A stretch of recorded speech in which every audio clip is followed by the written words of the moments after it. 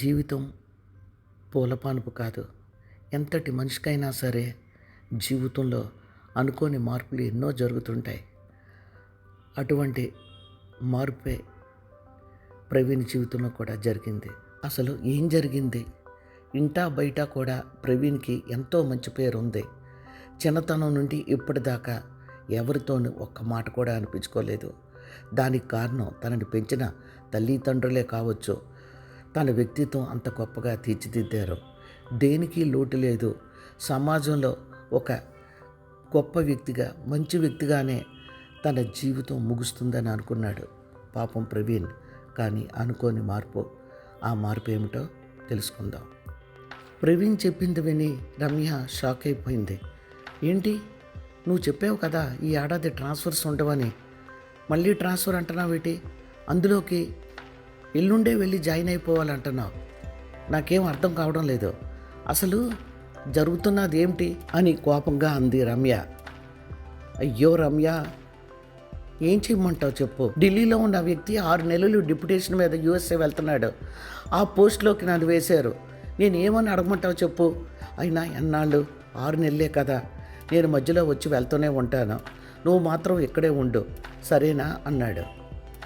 ఏంటి ప్రవీణ్ నువ్వు మాట్లాడుతున్నది? నేను ఎక్కడ ఉండడం ఏంటి? నాది సెంట్రల్ గవర్నమెంటే కదా జాబ్. నేను ఈరోజే ఆ హెడ్ని వెళ్ళి కలుస్తాను, నన్ను కూడా ఢిల్లీ ట్రాన్స్ఫర్ చేయమని. ఉన్న అవకాశాన్ని ఎందుకు పోగొట్టుకుంటాను అని అంది కోపంగా. కంగారుగా చూశాడు ప్రవీణ్.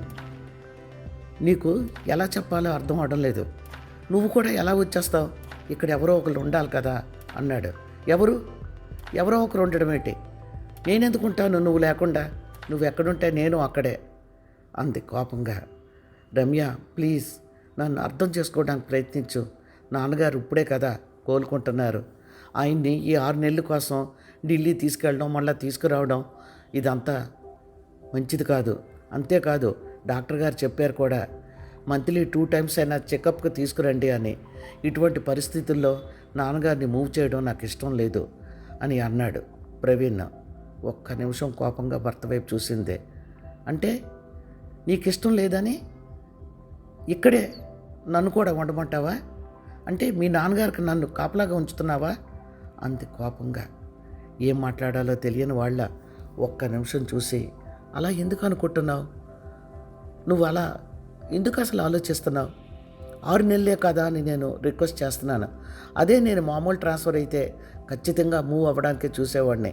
కానీ ఇటువంటి పరిస్థితుల్లో మళ్ళా నాకు 6 నెలల కోసం ఢిల్లీ వెళ్ళడం ఇష్టం లేదు. అక్కడ అంతా కొత్తగా ఉంటుంది. ఇక్కడైతే మనకి బాగా పరిచయమైన స్థలాలు, పరిచయమైన ఊరు. అంతేకాదు మన ఇద్దరం కూడా ఎప్పటి నుంచో ఇక్కడే జాబ్ చేస్తున్నాం. నాకు ఈ ఊరు విడిచిపెట్టి వెళ్ళడం ఇష్టం లేదు. ముఖ్యంగా నాన్నగారు ఉన్నారు కదా, ఆయన కోసమైనా నేను ఇలాంటి నిర్ణయం తీసుకున్నాను అన్నాడు. ఒక్కసారి కోపంగా చూసి అందే, నువ్వు నిర్ణయం తీసుకుంటే సరిపోతుందా? మరి నా గురించి ఆలోచించే పని లేదా? నేను ఎలా ఉంటాను అనుకుంటున్నావు ఇక్కడ? నెవర్, నేను ఉండేదే లేదు అంది కోపంగా. రమ్య ఒక్క నిమిషం కంగారుగా చూశాడు. నువ్వు పరిస్థితిని అర్థం చేసుకోవడం లేదు. ఒక్కసారి ఆలోచించు. నాన్నగారిని ఈ పరిస్థితిలో మూవ్ చేయడం అస్సలు మంచిది కాదు. అంతేకాదు అక్కడ ఇల్లు వెతుక్కోవడం ఇవన్నీ కూడా చాలా శ్రమతో కూడుకున్న పనులు. అక్కడ అడ్జస్ట్ అవ్వడానికే మనకు కనీసం నెలలు పట్టేస్తుంది. ప్లీజ్ రమ్య, నన్ను అర్థం చేసుకోవడానికి ప్రయత్నించు. నేను వస్తూనే ఉంటాను అన్నాడు. ఏంటి 10 సార్లు వస్తూనే ఉంటాను అని అంటున్నావు? నాకు నీ నిర్ణయం అసలు ఏమీ నచ్చలేదు. అసలు నాకు తెలియక అడుగుతున్నాను. మనం అందరిలాగా పెద్దలు కుదిర్చిన పెళ్ళో కాదు. మన ఇద్దరం ఒకే చోట పనిచేసాం కొన్నాళ్ళు. తర్వాత నీ బ్రాంచ్ వేరైంది, నాది వేరైంది. అదంతా వదిలే. మనం 3 నెలలు ఒకరిని ఒకరు తెలుసుకుంటూ ప్రయాణం చేశాం. నా మనసులో మాటలన్నీ ఏది దాచకుండా నీతో చెప్పేశాను. నువ్వు కూడా నాకు చెప్పావు. సరే అని చెప్పి నేను అన్నాను. మనం ఇద్దరం ఒక అండర్స్టాండింగ్కి వచ్చాక పెళ్లి చేసుకున్నాం. ఇప్పుడు ఇలా మాట్లాడుతున్నావేమిటి అంది కోపంగా. ఏం మాట్లాడాను అన్నాడు. ఏం మాట్లాడేవా? నన్ను మీ నాన్నగారు కాపలా ఉండమంటున్నావు. నాకు ఆ మాట అస్సలు నచ్చలేదు. నేను ఎందుకు ఉంటాను అనుకుంటున్నావు? అంత కోపంగా. ప్రవీణ్లో కోపం తారస్థాయికి చేరుకుంది. ఒక్క నిమిషం మౌనం వహించి, ఎందుకా, నీకు బాధ్యత లేదా? భర్త ఒక్కడేనా నీ వాడు? మా కుటుంబం కూడా నీ కుటుంబమే కదా. మరి మామగారి కోసం ఆ మాత్రం 6 నెలలు కాపలా ఉంటే తప్పేమిటి అన్నాడు. పక్కాలన నవ్వింది రమ్య. ఏంటి, కాపలా ఉంటే తప్పేమిటని దర్జాగా అడుగుతున్నావా? ఒక్కసారి గతాన్ని గుర్తు తెచ్చుకో. అసలు నేను కాబట్టి మీ నాన్నగారిని ఇంట్లో ఉంచిన అడ్జస్ట్ అవుతున్నాను. అసలు నేను చెప్పిందేంటి, నీతో జరుగుతున్నదేమిటి? చూడు ప్రవీణ్, నువ్వు ఏదో మాట్లాడేశానని అనుకుంటున్నావు. నన్ను చాలా హర్ట్ చేస్తున్నావు. ఒక్కసారి నువ్వు గదిలోకి వెళ్ళి గతంలోకి వెళ్ళు అని రయ్యమని బెడ్రూమ్లోకి వెళ్ళి ధనాల తలుపు వేసుకుంది రమ్య. షాక్ అయ్యాడు ప్రవీణ్. అలానే సోఫాలో వెనక్కి చేరబడి కళ్ళు మూసుకున్నాడు. ఏంటి, ఏ నిర్ణయం తీసుకున్నావు అని అన్నాడు ప్రవీణ్. చెప్తున్నాను కదా, నాకు మన మధ్యన ఎవరో ఒకరు ఉండడం అస్సలు ఇష్టం ఉండదు. మ్యారేజ్ అయినాక మీ అమ్మ నాన్న ఇద్దరు వాళ్ళ ఊర్లోనే ఉంటారా? కొడుకు పెళ్ళయింది, కోడలు వచ్చింది అని మన దగ్గర వచ్చి ఉంటారా? అది ముందు నాకు కావాలి అంది. షాక్ అయ్యాడు ప్రవీణ్. చిన్నగా నవ్వాడు. అలా అంటే నేనేం చెప్పను?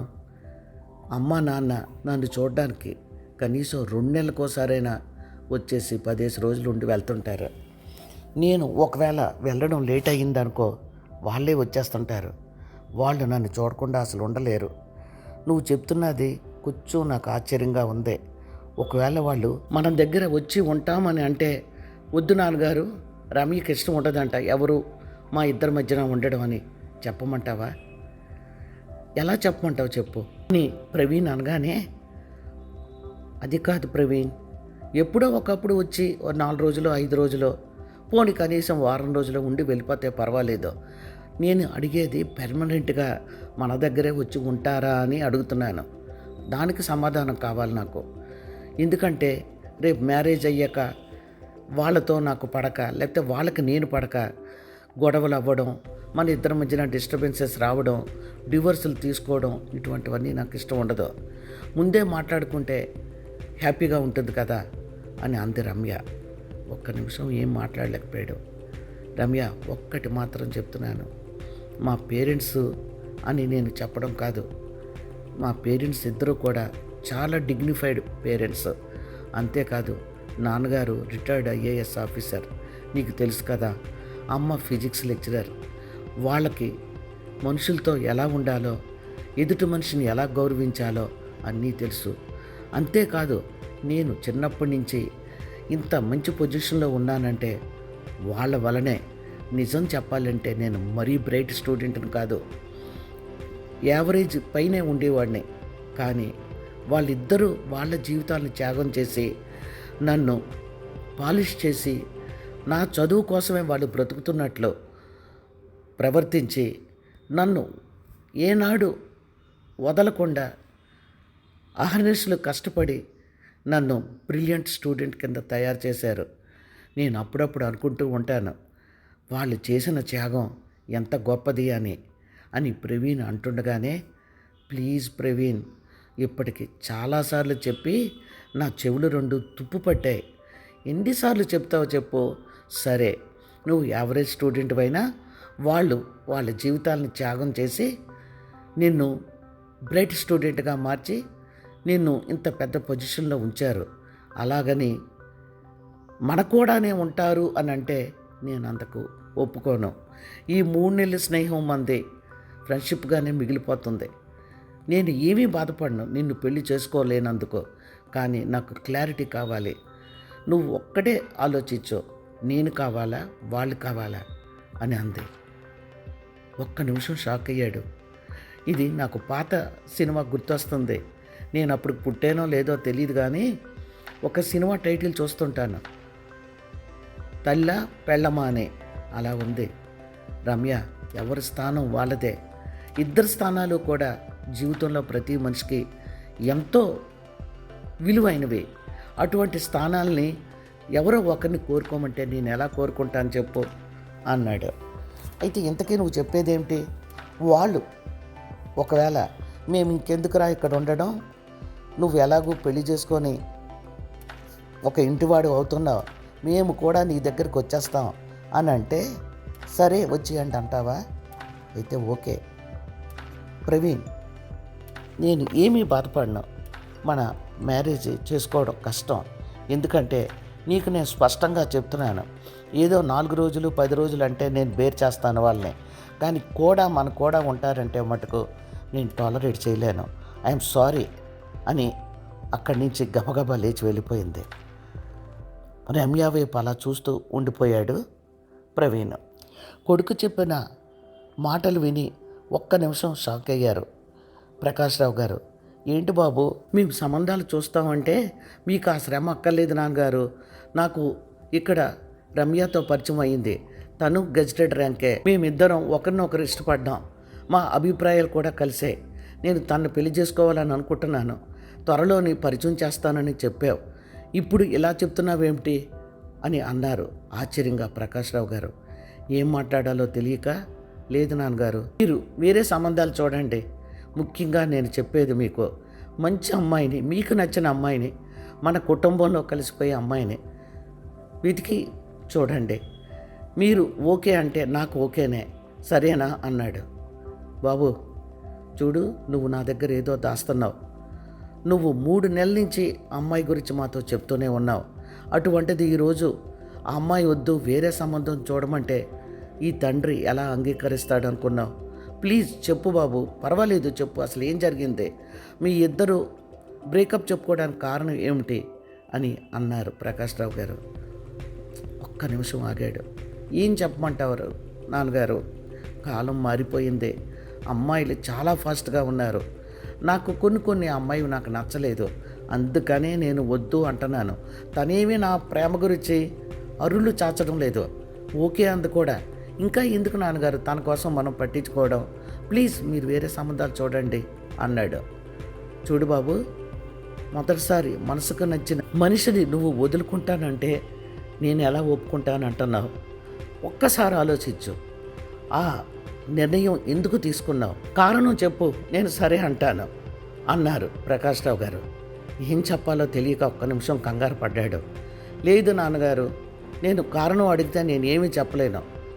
అది పెద్ద కారణం కాకపోవచ్చు అని కూడా మీరు అనేయవచ్చు. అసలు ఏ కారణాలు లేవు నాన్నగారు, మీరు వేరే మ్యాచ్ చూడండి అన్నాడు. ఒక్క నిమిషం ప్రకాష్ రావు గారు చిన్నగా నవ్వి, నేను చూడలేను బాబు, నువ్వు కారణం చెప్పు, నేను అప్పుడు చూస్తాను అని అన్నారు. ఏం మాట్లాడాలో తెలియక, సరే నేను చెప్తాలేండి ఇప్పుడు కాదు అని అన్నాడు ప్రవీణ్. రోజులు దొల్లుతున్నాయి. సడన్గా ఒకరోజు రమ్య ఫోన్ చేసి, ఒక్కసారి నీతో మాట్లాడాలి, వస్తావా అని అంది. తనకి నాన్నగారు చెప్పినట్లు మనసులో రమ్య ఎప్పుడో స్థానం సంపాదించుకుంది. తను అనుకున్నంత ఈజీ కాదు రమ్యని మర్చిపోవడం అని అనిపించింది. రమ్య అలా ఫోన్ చేసేటప్పటికి ప్రవీణ్ మనసు సంతోషంతో నిండిపోయింది. తనే రమ్య గురించి ఎంత ఆలోచిస్తున్నాడంటే తనని లవ్ చేసిన రమ్య కూడా తన గురించి ఆలోచించే ఉంటుంది. అందుకే తనకి ఫోన్ చేసి రమ్మందే అని సంతోషంగా రమ్యని కలవడానికి వెళ్ళాడు. ఒక్క నిమిషం ప్రవీణ్ వైపు చూసి, నువ్వు నీ లవ్ చాలా పవిత్రమైంది అనుకున్నాను. నా కోసం నువ్వు ఎంతో తప్పించిపోతావు అనుకున్నాను, కానీ మగ బుద్ధి చూపించుకున్నావు. ఎంత తొందరగా నన్ను మర్చిపోయావు అంది బాధగా రమ్య. గబాలను వెళ్ళి రమ్యని గట్టిగా కౌగిలించుకున్నాడు. ఇంచుమించు ప్రవీణ్ కళ్ళల్లో నీరు చోటు చేసుకుంది. నువ్వు అలా అనుకుంటే నేనేం చెప్పలేను. నీకు తెలియదు నేను ఇన్ని రోజులు ఎంత నరకం అనిపించానో. నాకు నువ్వు కావాలి రమ్య. నువ్వు లేకుండా నేను బ్రతకలేనేమో అని కూడా అనిపిస్తుంది. కానీ నాకు వాళ్ళు కావాలి. ఎందుకంటే మళ్ళా చెప్తే నువ్వు ఏదో అంటావు. వాళ్ళు నా కోసం చేసిన త్యాగం ఇంత అంతా కాదు అని అన్నాడు. చూడు ప్రవీణ్, నువ్వు చాలాసార్లు చెప్పావు, సరే నేను కాదంటం లేదు, కానీ నా క్యారెక్టర్ అదే. నేను ఏమీ మారిపోయి నీకు నేను ఇప్పుడు రమ్మని చెప్పలేదు. మా ఇంట్లో చెప్పేశాను మన ఇద్దరి మధ్య జరిగిందంతా. మా నాన్నగారు వేరే సంబంధాలు చూస్తానన్నారు. సరే, చూసే ముందు నీకు ఒక్కసారి చెప్తాను, మనసు ఏమైనా మార్చుకున్నావేమో అని ఇలా రమ్మన్నాను. సరే, నువ్వు మారలేదని అర్థమైపోయిందే, మరి నేను వెళ్ళనా అని అంది. కబాలను వెళ్ళి రమ్య చేయి పట్టుకున్నాడు. చూడు రమ్య, నువ్వు నన్ను మర్చిపోయి వేరే పెళ్లి చేసుకొని హ్యాపీగా ఉంటావేమో. నేను వేరే పెళ్లి చేసుకొని హ్యాపీగా ఉండగలను అని అనుకోకు. నిన్ను మర్చిపోవడానికి టైం పట్టొచ్చు, లేదంటే అసలు మర్చిపోలేనేమో కూడా. ఎందుకంటే తొలకరి జల్లు లాంటిది మన గుండెల్లో మొదటిసారిగా ప్రవేశించిన ప్రేమ. ఆ ప్రేమకి చాలా పవర్ ఉందని నాకు అనిపిస్తుంది. మరి నీకేమనిపిస్తుందో నాకు తెలియదు. కానీ ఒక్కటి నేను ఇప్పుడు క్లియర్గా నీతో చెప్పాలనుకుంటున్నాను. అమ్మా నాన్నగారు పని కట్టుకొని మన ఇద్దరి దగ్గరికి వచ్చి ఉండిపోరు. ఎందుకంటే వాళ్ళు జస్ట్ నిన్నగాక మొన్నే రిటైర్ అయ్యారు. ఇద్దరూ ఆరోగ్యంగా ఉన్నారు. ఎప్పుడైనా సరే వాళ్ళకి బుద్ధి పుట్టి నా దగ్గర ఉంటాను అని అంటే వద్దు అని చెప్పలేను అంటున్నాను. ఆ పరిస్థితి రాదేమో కూడా. అప్పుడప్పుడు వస్తారు, దానికి నువ్వు ఓకే అన్నావు. కానీ ఈ చిన్న విషయాన్ని నేను భూతద్దంలో చూసి నిన్ను వదులుకుంటున్నానేమో అని అనిపిస్తుంది.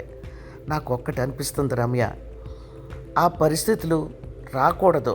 వాళ్ళిద్దరూ సొంత ఇంట్లో వాళ్ళ ఊర్లోనే ఉంటారు.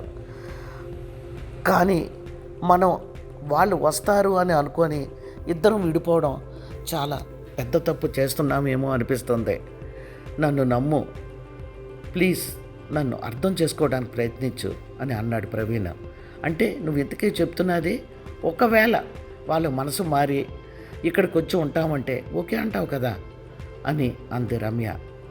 ఏం మాట్లాడాలో తెలియని వాళ్ళ ఒక్క నిమిషం ఆలోచనలో పడి, పోనీ ఒక పని చేద్దాం, అటువంటి పరిస్థితి వస్తే అప్పుడు నెమ్మదిగా నచ్చజెప్పి ఏదో ఒకటి చేసి ఒక సొంతిల్లు లాంటిది ఏదో కొని అందులో వాళ్ళని పెట్టి, మనకి ఎలాగా 3 ఏళ్ళకోసారి ట్రాన్స్ఫర్లు అవుతుంటాయి, మీరు ఇక్కడే ఉండండి అని చెప్పడానికి ప్రయత్నిస్తాను. దానికి కూడా నా మనసు రావడం లేదు. కానీ నిన్ను వదులుకోవడం నాకు ఇష్టం లేదు.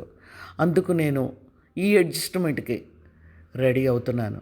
ప్లీజ్ రమ్య, నన్ను కాదనుకో ప్లీజ్ అన్నాడు. ఒక్క నిమిషం ప్రవీణ్ కళ్ళల్లోకి చూసిందే.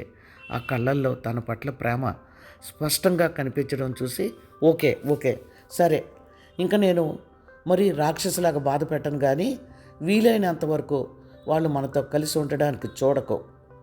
ఎందుకంటే ఎక్కడ వాళ్ళు అక్కడ ఉంటేనే మంచిదే, ఏమంటావు అని అంతే. గబాల్న సరే అన్నాడు. ఇంటికి వచ్చాడే కానీ పిచ్చి పెట్టినట్లయింది. ఏంటి, తను అమ్మా నాన్నల్ని విడిగా ఉంచడానికి రెడీ అయిపోతున్నాడా ఏమో, ఏంటి అర్థం కావడం లేదు. రమ్య ప్రేమ ముందు వాళ్ళు తేలిపోతున్నారా? నో, తేలిపోవడం కాదు. తన మనసు రమ్యని కోరుకుంటుంది, వాళ్ళని కోరుకుంటుంది. కానీ వాళ్ళని తన సొంతం అని నాతో పాటు ఉంచుతానంటే రమ్య తనకు దూరం అవుతుంది. దీనికి పరిష్కారం ఎంత ఆలోచించినా అర్థం కావడం లేదు.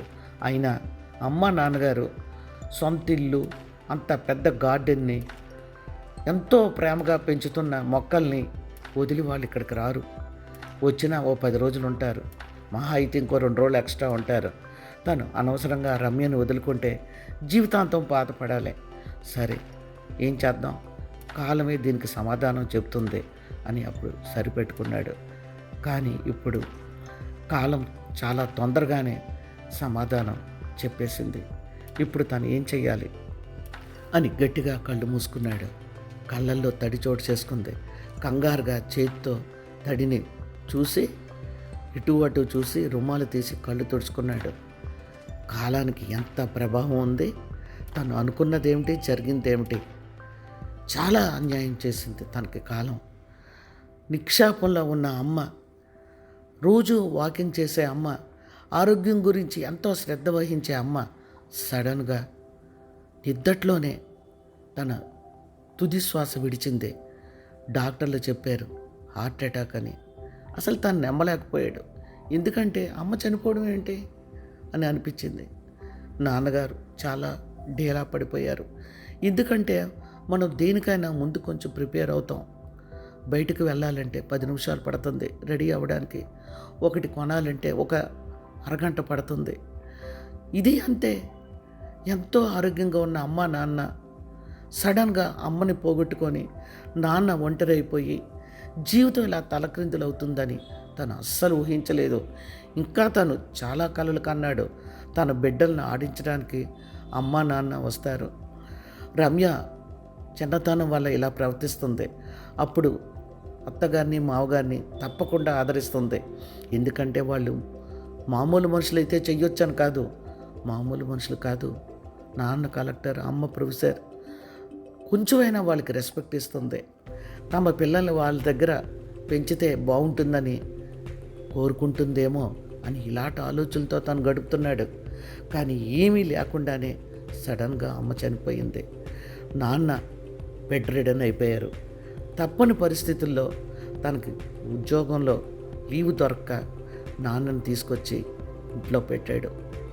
3 నెలలు చాలా కష్టపడ్డారు నాన్న బ్రతికి బట్ట కట్టడానికి. తర్వాత నెమ్మదిగా కోలుకున్నారు. డాక్టర్లు ఒకటే చెప్పారు, నాన్నగారు మనోవ్యాధితో బాధపడుతున్నారు, ఆయన్ని సంతోషంగా ఉంచండి, అంతకు మించి వేరే మందు లేదు. ఎందుకంటే ఆయన బీపీ పేషెంట్. బీపీ రేజ్ అయితే అతనికి ఎన్ని కాంప్లికేషన్స్ అయినా రావచ్చు. కాబట్టి నేను ఒక్కటే చెప్తున్నాను, ఆయన్ని ఇప్పుడు సంతోషంగా ఉంచండి, రెగ్యులర్గా బీపీ మందులు వాడండి. నేను సంపూర్ణంగా కోలుకున్నాక సింపుల్ ఎక్సర్సైజెస్ నేను చెప్తాను, అవి చేసుకుంటే సరిపోతుంది అన్నారు డాక్టరు. ఇటువంటి సమయంలో నాన్నను తీసుకొని తను ఢిల్లీ ఎలా వెళ్ళగలడు? రమ్య ఇంత మూర్ఖంగా ఆలోచిస్తుందేమిటి? ఏం చెయ్యాలి తను ఇప్పుడు? రమ్య తెగే వరకు తాడు లాగేలా ఉంది. కానీ ఈ విషయం కానీ నాన్నగారికి తెలిస్తే ఇంకేమైనా ఉందా? డాక్టర్ ఏం చెప్పారు?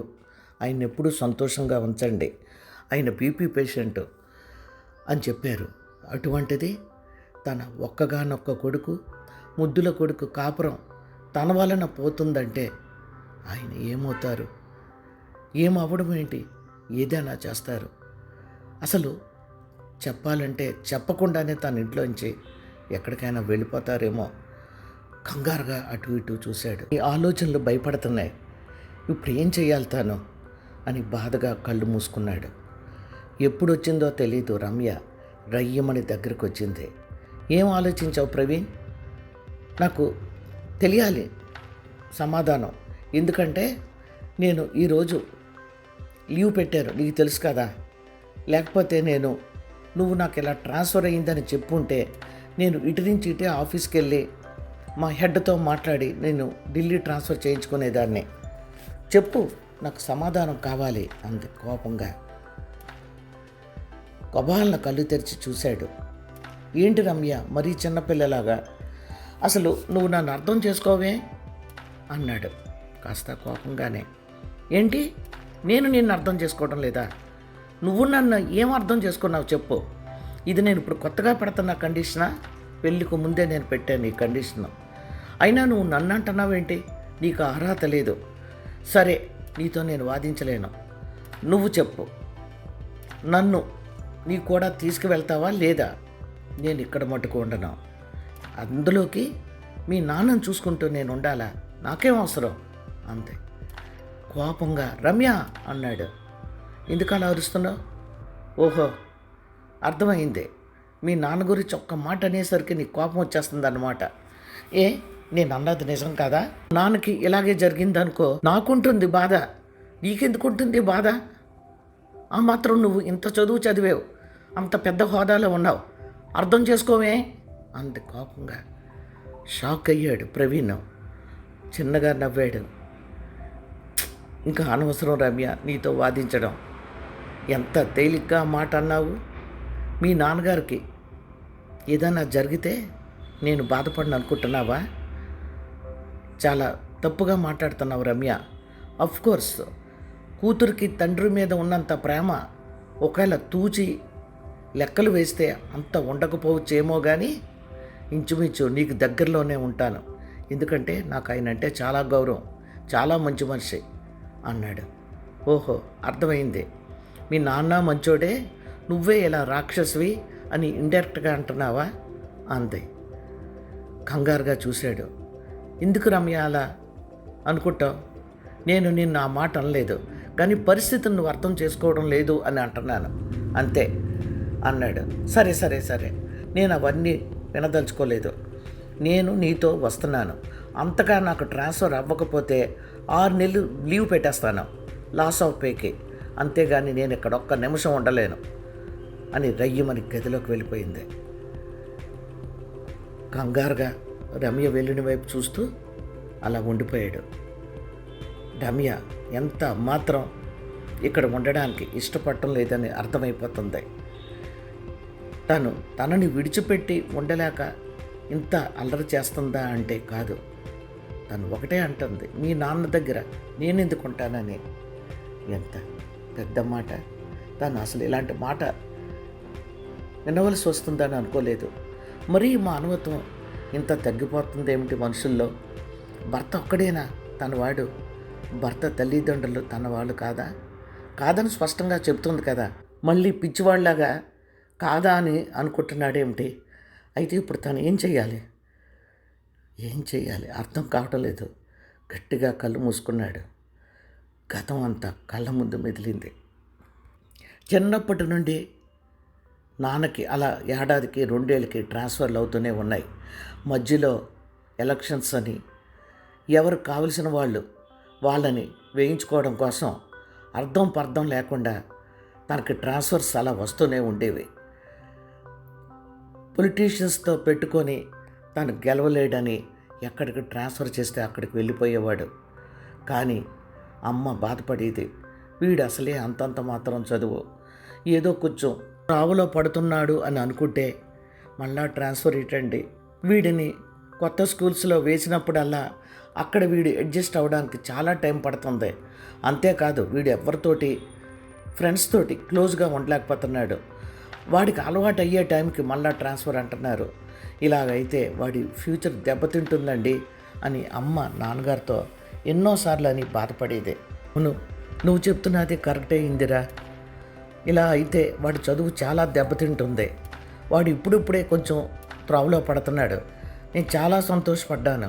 కానీ ఇంతలోనే మళ్ళా ఈ ట్రాన్స్ఫర్ మనం ఆపుకోలేం. ఎందుకంటే ఈ ట్రాన్స్ఫర్ కావాలనే ఆ పొలిటీషియన్ నన్ను ట్రాన్స్ఫర్ చేయించి తనకు కావలసిన వ్యక్తిని ఇక్కడ వేయించుకున్నాడు. ఇప్పుడు ఏం చెయ్యాలో నాకు అర్థం కావడం లేదు అని అన్నారు. అమ్మ చాలాసేపు ఆలోచించి అందే. అప్పుడు తను అమ్మ ఒళ్ళోనే పడుకొని ఉన్నాడు. తలనొప్పి అంటే తనని ఒళ్ళో పడుకోబెట్టుకొని తల నొక్కసాగింది అమ్మ. కబాల్న నాన్నగారు ఒక మాట అన్నారు, పోనీ ఒక పని చేద్దాం, నువ్వు ఇక్కడే ఉండు, వాడిని చదివిస్తూ నువ్వు ఉద్యోగం చేయగలిగితే చెయ్యి, లేకపోతే మానేసి నువ్వు ఇక్కడే ఉండు. నేను 1 year అయ్యాక ట్రాన్స్ఫర్కి ట్రై చేస్తాను. ఇక్కడికి రాలేదనుకో, ఈ ఏడాది వాడికి ఇక్కడ చదువు అయిపోతుంది. అక్కడ మనం ఏదైనా మంచి స్కూలు చూసి అందులో వీడికి సీటు దొరికితే అప్పుడు వీడిని తీసుకొని నేనున్న ఊరికి వెళ్ళొచ్చు. లేదు ఆ స్కూల్లో సీటు దొరకలేదనుకో, నువ్వు ఇక్కడే ఉండొచ్చు అన్నారు. కంగారుగా అందమ్మ, ఏంటండి మిమ్మల్ని విడిచి నేను ఒక్కదాన్ని వీడిని పెట్టుకొని ఉండాలా? నాకు మిమ్మల్ని విడిచి ఉన్నందుకు కాదండి నా బాధ. రోజు మీతో ఫోన్లో మాట్లాడతాను, మీరు ఇక్కడ ఉన్నట్లే నేను అనుకుంటాను. కానీ వాడికి మీరంటే పంచప్రాణాలు. నైట్ అయ్యేటప్పటికి పగలంతా నాతో ఉంటాడు, నైట్ అయ్యేటప్పటికి డాడీ అంటూ మీ పక్కన చేరిపోతాడు. మీరు ఏవో పిచ్చి పిచ్చి కథలు వాడికి చెప్తుంటారు కదా, మీ కథ చెప్తూ వాడు నిద్రపోతాడు. అంతేకాదు మీరు 2 రోజులు క్యాంప్ ఏదైనా ఊరు వెళ్తే డాడీ ఎప్పుడు వస్తాడు అని నన్ను వేపుకు తింటాడు. ఇలా వాడు మీ గురించి చాలా బెంగ పెట్టుకోవచ్చు. అంతేకాదండి నా బాధ, మీరు బయట ఫుడ్ అస్సలు ముట్టుకోరు, నాకు తెలుసు కదా. మన పెళ్ళి ఇన్నాళ్ళు అయ్యింది, ఎప్పుడైనా మనం ఒక్కసారైనా బయట హోటల్కి వెళ్ళామా, ఆన్లైన్ ఫుడ్ తెప్పించుకున్నామా? నాకు ఒంట్లో బాగోకపోయినా సరే పెరుగు అన్నం తిందామంటారు. అటువంటిది మీరు అక్కడ హోటల్ ఫుడ్ తింటూ ఎలా ఉంటారండి? మీ ఆరోగ్యం ఏమవుతుంది? ఒక్కసారి ఆలోచించండి అని అంది బాధగా. నువ్వు చెప్తున్నది కరెక్టే ఇందిరా, కానీ తప్పదు. అన్నీ కావాలంటే ఎలా కుదురుతాయి చెప్పు. నాకు కావాల్సిందే నా కొడుకు ప్రయోజకుడు అవ్వాలి, ఉన్నత స్థానంలో ఉండాలి. వాడి కోసం నేను ఎలాగోలాగా అక్కడ అడ్జస్ట్ అవుతాను. నువ్వు నా గురించి ఏమీ బెంగ పెట్టుకోకు, సరేనా అన్నారు నాన్న. సరిగ్గా ఇలాగా ఎన్నోసార్లు నాన్నకి ట్రాన్స్ఫర్ అవ్వడం, అమ్మని నన్ను చూసుకోమని చెప్పి తాను వేరే ఊరు వెళ్ళిపోవడం జరుగుతూనే ఉండేది. చుట్టాలు పక్కాలు అందరూ ఆశ్చర్యంగా చెప్పుకునేవారు, ఎక్కడా చూడలేదు కొడుకు చదువు పోతుందని. భర్త ఒక చోట, భార్య ఒక చోట, అక్కడ మాత్రం స్కూల్స్ లేవా ఏంటో వీళ్ళ చేదస్తాం. ఎవరైనా వింటే నవ్విపోతారు. అసలు ఏంటంట ఇది, వాడు ఏమైనా ఎంబీబీఎస్ చదువుతున్నాడా, కలెక్టర్ చదువు చదివేస్తున్నాడా? స్కూల్ చదువే కదా, ఆ మాత్రం దానికి ఎందుకు అలాగా భార్యాభర్తలు ఇద్దరు దూరం దూరంగా ఉండడం, ఎవరి పిచ్చాలకు ఆనందం అని అనుకుంటూ ఉండేవారు. అమ్మ నాన్న ఆ మాటలు ఏవీ పట్టించుకోలేదు. కానీ తను 10th క్లాస్ అప్పుడు అనుకుంటాను, నాన్నగారికి సడన్గా ట్రాన్స్ఫర్ అయ్యింది. అప్పుడు అమ్మ చాలా బాధపడింది. ఎందుకంటే అప్పటికి ఒక 2-3 నెలల ముందు నాన్నగారికి ఆరోగ్యం బాగోక ఒక 20 రోజులు హాస్పిటల్లో ఉండవలసి వచ్చింది. అప్పుడు తెలిసింది అమ్మ నాన్నగారి ఆరోగ్యం గురించి ఎందుకు అంత శ్రద్ధ తీసుకుంటుందో. కారణం కొన్ని చేంజెస్ హార్ట్లో ఉన్నాయి, కొంచెం జాగ్రత్తగా ఉండాలి. ఈ మందులకి ఆ చేంజెస్ అన్నీ మామూలు అవ్వచ్చు, కానీ మీ జాగ్రత్తలో మీరు ఉండాలి. ప్రకాష్ రావు గారు, మీరు హోటల్ ఫుడ్ అసలు తినకండి, ఇంటి ఫుడ్కే ప్రిఫరెన్స్ ఇవ్వండి. అంతేకాదు ఈ ఫాస్ట్ ఫుడ్స్, జంక్ ఫుడ్స్ ఏవి ముట్టుకోకండి అని డాక్టర్లు చెప్పడం చూసి అమ్మ కళ్ళల్లో నీళ్లు నింపుకుంది. డాక్టర్స్ వెళ్ళిన వెంటనే, ఇప్పుడు అర్థమైందా మీకు అసలు ఈ జబ్బు ఎందుకు వచ్చిందో? ఈ వెధవ ట్రాన్స్ఫర్స్ వలన మీరు అవుట్ సైడ్ ఫుడ్ తింటూ ఆకలికి ఏ ఫాస్ట్ ఫుడ్స్ తినేస్తుంటారు. అందుకే మీ ఆరోగ్యం ఇలా దెబ్బతింది. నేను చెప్తూనే ఉన్నాను, ఎక్కడికి ట్రాన్స్ఫర్ అయితే అక్కడే వీడు చదువుకుంటాడు. మన పిచ్చి ఎవరికి ఉండదండి. వాడు బ్రిలియంట్ అయిపోవాలని వాడిని ఇలా వేపుకు తింటున్నామేమో అని అనిపిస్తుంది. వాడికున్న తెలివితేటలతోటి ఎంతవరకు చదువుతాడో చూద్దాం, మన ప్రయత్నం మనం చేద్దాం. అంతేగాని ఇక్కడ నేను వాడిని పెట్టుకొని ఉండి, మీరు ఎక్కడో ఉండి, వీడు ఎక్కడైతేనే బాగా చదువుతాడు, ఈ స్కూల్కే అలవాటు పడ్డాడు, ఇలాంటి పిచ్చి మాటలు ఇక మానేద్దామండి. పరిస్థితులు ఎప్పుడూ ఒకలాగా ఉండవు. మీరు ఆరోగ్యంగా ఉండాలంటే మనందరం ఒకచోటే ఉండాలి అని కళ్ళ నీళ్లు పెట్టుకుంది అమ్మ. కంగారుగా చూశాడు నాన్న. ఎందుకు ఇందరు అంత బాధపడిపోతున్నావు? మనుషులు అన్నాక జబ్బులు రావా, ఆరోగ్యాలు దెబ్బతినవా? ఆరోగ్యం దెబ్బతింటే మాత్రం దాన్ని మనం తిరిగి సరిచేసుకోవచ్చు. డాక్టర్లు చెప్పారు కదా, కొంచెం జాగ్రత్తగా ఉండండి అని. నేను ఒక పని చేస్తాను, ఇక మీదట అప్పుడప్పుడు బయట క్యారియర్ తెప్పించుకొని తింటున్నాను. అది కూడా మానేసి కుక్కును పెట్టుకొని ఇంట్లోనే వండించుకుంటాను. వాళ్ళు ఎలా వండుతారో ఏమిటో అని నేను ఈ పని చేశాను. అంతేకాదు నేను ముందు కుక్కుతో కూడా ట్రై చేశాను. వాడికి ఇష్టం వచ్చినట్లు ఆయిల్స్ పోసేసి వండేస్తున్నాడు. ఎంత చెప్పినా వినడం లేదు. ఈ వంట వాళ్ళందరికీ ఒకటే జబ్బు ఇందిరా, ఎంత నూనె ఎక్కువ వేస్తే అంత వంటలు బాగుంటాయి అనుకుంటారు. ఆ విధంగానే వాడు చేయడం చూసి వీడికన్నా హోటల్ ఫుడ్డే బెటర్ అనుకున్నాను. కానీ ఇప్పుడు అర్థమైంది, నేను స్ట్రిక్ట్గా దగ్గరుండి వాడితో వంటలు చేయించుకొని తింటాను. నువ్వు అస్సలు నా గురించి ఆలోచించుకో ప్లీజ్. వాడు 10th క్లాస్లో ఉన్నాడు, వాడు ముందు ఈ 10th క్లాస్ అయిపోని తర్వాత చూద్దాం అని అన్నారు నాన్నగారు. అంటే సంఘటనలు 1-2 పోలీడు జరిగే. 10thలో తను 99% తెచ్చుకున్నాడు. అమ్మా నాన్న సంతోషానికి అంతులేదు. ఇద్దరు ఎంత పొంగిపోయారంటే వాళ్ళిద్దరు కళ్ళ నిండా నీళ్లు నిండుకున్నాయి. తను ఎప్పటికీ మర్చిపోడు. వాళ్ళిద్దరు కళ్ళల్లో నీళ్లు చూసి అమ్మా నాన్నని ఎప్పుడూ తను సంతోషపట్టాలని గట్టి నిర్ణయానికి వచ్చాడు. అమ్మా నాన్న తనని చూస్తున్న విధానమో తెలియదు, తన చదువు పట్ల వాళ్ళు వహిస్తున్న శ్రద్ధో తెలియదు. తనలో చాలా శ్రద్ధ చదువు మీద పెరిగిపోయింది. అందుకే తను ఇంటర్లో సొంతంగా చదువుకోవడం, తెలియని అమ్మని అడగడం, అమ్మ గైడ్లైన్స్ తీసుకోవడం. ఒకటేమిటి, తన దృష్టి అంతా చదువు మీదే పెట్టాడు. ఇంటర్ ఫస్ట్ ఇయర్లో కూడా టాపర్ కింద వచ్చాడు. ఇంటర్ సెకండ్ ఇయర్లో ఉండగా అమ్మకి హెల్త్ దెబ్బతింది. సడన్గా మూసిన కన్ను తెరవలేదు. డాక్టర్లు చూసి డెంగ్యూ అన్నారు. అప్పుడు నాన్నగారు సెలవు పెట్టి వచ్చారు. అమ్మని చంటి పిల్లలా చూసుకున్నారు. తర్వాత అమ్మ కొద్ది రోజులకి లేచి తిరగసాగింది. నాన్నగారితోటి అంతే, ఏమండి ఇక నా వల్ల కాదు మిమ్మల్ని విడిచిపెట్టి నేను ఉండడం. ఇంటర్ ఫస్ట్ ఇయర్ అయిపోయింది, సెకండ్ ఇయర్ అక్కడ చదువుకుంటాడండి. వాడు త్రోవలో పడ్డాడు. ప్లీజ్, నేను ఇంకా మిమ్మల్ని విడిచిపెట్టి దూరంగా ఉండలేను. ఎందుకో తెలీదు, మీ ఆరోగ్యం దెబ్బతింది, నాకు ఇలా జరిగింది. మనందరం ఒకచోట ఉంటేనే మంచిది అనిపిస్తుంది. ప్లీజ్, సెకండ్ ఇయర్కి నేను మీరున్న చోటకే వచ్చేస్తాను, వాడు అక్కడే చదువుకుంటాడండి అని అందే. వెంటనే తను గబాలను వెళ్ళి, నాన్నగారు నా గురించి మీరు అసలు ఏమీ దిగులు పెట్టుకోవద్దు, నేను ఎక్కడైనా చదువుకోగలను. ప్లీజ్ అమ్మ చెప్పినట్లు చెయ్యండి నాన్నగారు. నాకు కూడా ఈ ఊర్లో బోర్ కొట్టేస్తుంది, నేను ఇంకెక్కడ ఉండను. నాకు మీరు కావాలి, అమ్మ కావాలి, మీ ఇద్దరి దగ్గర నేను చదువుకుంటాను అని కావాలని మారం చేశాడు తను. చిన్నగా నవ్వి దగ్గరికి తీసుకొని, నాన్న ఇంటర్ సెకండ్ ఇయర్ తర్వాతే నీ భవిష్యత్ అంతా నిర్ణయించబడేది. నీ ఫ్యూచర్ బాగుండాలంటే ఇంటర్ సెకండ్ ఇయర్ ఎగ్జామ్స్ అయిపోయాక ఎంసెట్ రాసాక నువ్వు ఏం చదవాలనుకుంటే అది చదవచ్చు. ఎందుకంటే సిబిఎస్ఈ సిలబస్ కదా. నా మాట విను. ఇన్నాళ్ళు మేము దూరంగానే ఉంటూ అప్పుడప్పుడు కలుస్తున్నాం. ఇప్పుడు డెఫినెట్గా నీ ఇంటర్ సెకండ్ ఇయర్ అయిపోయి ఎంసెట్ రాసాక నువ్వు చెప్పినట్లే మనందరం ఒక చోట ఉందాం, సరేనా అని చాలా నచ్చ చెప్పారు. సరే నాన్నగారు అన్నాను. అమ్మ ముఖం మాత్రం మాడిపోయింది. ఎందుకో తెలీదు, నాన్నగారు ఉన్న 4 రోజులు ఆయన అంటు పెట్టుకొని ఉండేది. ఒకటా రెండా ఇలాంటి సంఘటనలు బోల్డ్ తనకి ఇంకా గుర్తున్నాయి. అంత గొప్ప తల్లిదండ్రులను దేవుడు తనకిచ్చినందుకు మనసులోని కృతజ్ఞతలు తెలుపుకున్నాడు.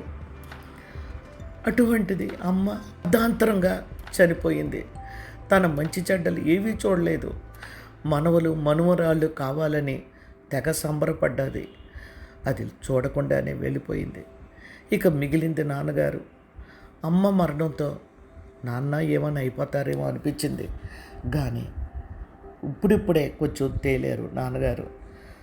బాగానే ఉన్నారు అని తను సంతోషపడుతున్న సమయంలో ఈ ట్రాన్స్ఫర్ వచ్చింది. ఈ ట్రాన్స్ఫర్ వల్ల ఇంత రద్దాంతం ఇంట్లో జరుగుతుందని తను కలలో కూడా అనుకోలేదు. కానీ రమ్య అస్సలు పరిస్థితిని అర్థం చేసుకోవడం లేదు. ఎంత చదివితే మాత్రం ఏమిటి, కనీసం భర్త పరిస్థితిని అర్థం చేసుకోకుండా తనకు తోచిందే కరెక్ట్ అన్నట్లు ప్రవర్తిస్తుంది. ఇప్పుడు తను ఏం చెయ్యాలో కూడా తనకు తోచడం లేదు అని బాధగా కళ్ళు మూసుకున్నాడు. గబాలను మళ్ళా వచ్చింది. చూడండి, మీరు ఇంత ఆలోచించడానికి ఏం లేదు, నాకు 1 గంటలో తెలిసిపోవాలి నేను మీతో వస్తున్నానా లేదా. నేను ఇప్పుడే మా బాస్ తోటి మాట్లాడాను, ఫోన్లో ఉండలేకపోయాను. నాకు నిజం చెప్పాలంటే హై బీపీ వచ్చేసినట్టు అనిపించింది మీ ప్రవర్తన చూసి. నాకు 6 నెలలు లాస్ ఆఫ్ పే మీద లీవ్ కావాలని అడిగాను. ఆయన షాక్ అయ్యి, అదేంటమ్మా, కావాలంటే ట్రాన్స్ఫర్ పెట్టుకోండి, అంతేగాని లాస్ ఆఫ్ పే ఎందుకు అన్నారు. అర్థమైందా మీకు? నేను కావాలంటే నెల రోజుల్లో నేను ట్రాన్స్ఫర్ చేయించుకొని అక్కడికి రాగలను. నాకు అవన్నీ అనవసరం. మీరు నాకు 1 గంటలో చెప్పియండి, నేను మాత్రం ఇక్కడ ఉండను అని కోపంగా అంది. ఓకే, నువ్వు ఇంకా కోపం ఏం తెచ్చుకోక రమ్య, నేను బాధ పెట్టినందుకు నన్ను క్షమించు. సరే, నీ ఇష్టం వచ్చినట్లు చెయ్యి అన్నాడు. కంగారుగా ఆవేశంగా రయ్యమని దగ్గరికి వచ్చి ప్రవీణ్ చెయ్యి పట్టుకొని గుంజుతూ, ఏంటన్నావు ఇప్పుడు చెప్పు ఇంకోసారి అందే. ఏమన్నాను? నీకు ఇష్టం వచ్చినట్టు చేయమని అన్నాను. అంటే నీ ఉద్దేశం నేను నీతో రావడానికి నువ్వు అంగీకరించినట్లేగా అని అందే. గబాల్న ఆ చెయ్యిని విదిలించుకొని, లేదు, నువ్వు తప్పు అర్థం చేసుకున్నావు, నాకు మా నాన్న కావాలి.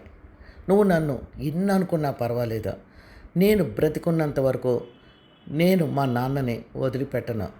ఎందుకో తెలుసా, నేను వదిలిపెడితే ప్రపంచంలో నా అంత వెధవ కొడుకు ఎవరు ఉండరు. నీకు 100 సార్లు ఇప్పటికి చెప్పి నీ చెవులో తుప్పు పెట్టించాను, దానికి సారీ. నేను మటుకు మా నాన్నని వదులుకోను. నువ్వు ఒక మాట అన్నావు, మీ నాన్న కోసం నేను కాపలా ఉండాలా అని. ఉండాలి రమ్య. ఇదే పొజిషన్ మీ నాన్నగారికి వస్తే నేను ఖచ్చితంగా కాపలా ఉంటాను. ఎందుకంటే మనం మనుషుల మధ్య బంధాలు అనుబంధాలు అన్నీ ఉండాలి. ఉన్నప్పుడే ముందుకి సాగగలరు. కానీ నువ్వు అవేమీ ఆలోచించడం లేదు. సరే, నువ్వు ఒక్కటి ఆలోచించుకో. రేపు పొద్దున్న నువ్వు నా దగ్గరకు వచ్చినా సరే 6 నెలలు అయిపోయాక మా నాన్నగారు నా దగ్గరే ఉంటారు. మళ్ళా నాకు ట్రాన్స్ఫర్ అయ్యిందనుకో, అక్కడికి కూడా మా నాన్నగారు తీసుకొని వెళ్ళిపోతాను అన్నాడు కోపంగా. అంటే ఏం మాట్లాడుతున్నావు నువ్వు చీటరు మాట అంత కోపంగా. నేను చీటన్నా? ఎందుకు అన్నాడు. నేను నా అభిప్రాయాన్ని ముందే చెప్పాను. అప్పుడు ఏమన్నావు నువ్వు? మా అమ్మ నాన్నగారు ఎప్పుడో తప్ప రారు నా దగ్గరికి. వస్తే వారం రోజులు ఉండొచ్చు, 10 రోజులు ఉండొచ్చు అన్నావు. కానీ ఇలా పెళ్ళైన 2 ఏళ్ళకే నా మీద వచ్చి ఎక్కుతారనుకున్నానా? అయినా ఏంటి ఈ న్యూసెన్స్? నేను స్పష్టంగా ఉన్నాను నా సైడ్ నుంచి. నువ్వే మాట తప్పావు, నువ్వు చీటింగ్ చేసావు నన్ను అని కోపంగా అరిచింది. రమ్య, ఇంకొక మాట అనొద్దు నువ్వు. నేను చీటింగ్ చేశానా? ఏం చేశాను? నేను కలగన్నానా మా అమ్మ చనిపోతుందని, మా నాన్న ఒంటరి అయిపోతారని? ఇదంతా ఎవరికి తెలుసు ఇలా జరుగుతుందని? నా దురదృష్టం కొద్దీ మా అమ్మ చనిపోయింది. మా అమ్మే చనిపోకపోతే అసలు ఈ పరిస్థితే వచ్చేది కాదు. అలా అని అమ్మ చనిపోతే ఒంటరిగా ఉన్న నాన్నని నేను లేకపోయినా నువ్వు చూసుకుంటావన్న ధైర్యంతో అడిగాను. కానీ నువ్వు అస్సలు అర్థం చేసుకోలేదు. సరే, నిన్ను బాధ పెట్టినందుకు క్షమించు. అంతేకాదు, ఇందాక ఏదో చీటింగ్ చేశానంటున్నావు, దానికి కూడా క్షమించు. ఎందుకంటే నేను చీటర్ని, మంచోడిని కాదు. కానీ ఇక్కడ ఒక్కటి గుర్తుపెట్టుకో రమ్య, నేను నాన్నని ఇప్పుడు ఇలా వదిలేసి వెళ్ళిపోయానంటే నా ఎంత చీటరు మరొకడు ఎవరు ఉండరు. ఎందుకంటే నవమాసాలు మోసి కనిపించిన తల్లిదండ్రులను కళ్ళల్లో పెట్టుకొని చూడాలని అందరికీ తెలుసు. కానీ ఎవరూ చూడడం లేదని కూడా నాకు తెలుసు. ఎక్కడో 100కి 1,00,000కి ఒకరు ఉంటున్నారు. కానీ నాలాంటి పరిస్థితి ఇలా వచ్చినందుకు నేను నాన్నగారిని నా కళ్ళల్లో పెట్టుకొని నేను చూసుకోవాలి. అలా చూసుకోకపోతే నువ్వు అన్నట్టు నేను ఖచ్చితంగా చీటర్నే అవుతాను. సరే, నీ ఇష్టం వచ్చిన లైఫ్ నువ్వు అనుభవించు. నేను మటుకు నాన్నని విడిచిపెట్టి ఉండలేను అని రయ్యమని వెళ్ళబోతుంటే గబాలను వెళ్ళి చెయ్యి పట్టుకొని, నువ్వు చెప్తున్నది ఏమిటి? నాకు అర్థం కాలేదు. కమాన్, నాకు అర్థమయ్యేలా చెప్పు. నువ్వు చెప్తున్నది ఏమిటి అందే. ఇంకేముంది చెప్పడానికి? నువ్వు నాతో కలిసి ఉండలేవని అర్థమైపోయిందే. ఇలా ప్రతిసారి నాన్న గురించి పోట్లాడుకుంటూ నిన్ను బాధ పెట్టడం కూడా నాకు ఇష్టం లేదు. సరే, నువ్వు ఎలా ఉండాలనుకుంటే అలా ఉండు. ఐఎమ్ సారీ అని వెళ్ళబోతున్న ప్రవీణ్కి అడ్డంగా వెళ్ళి నిలబడి, ఓకే, నాకు అర్థమైంది, మన ఇద్దరం కలిసి ఉండడం అసంభవం. సరే, నీ బ్రతుకు నీది, నా బ్రతుకు నాది.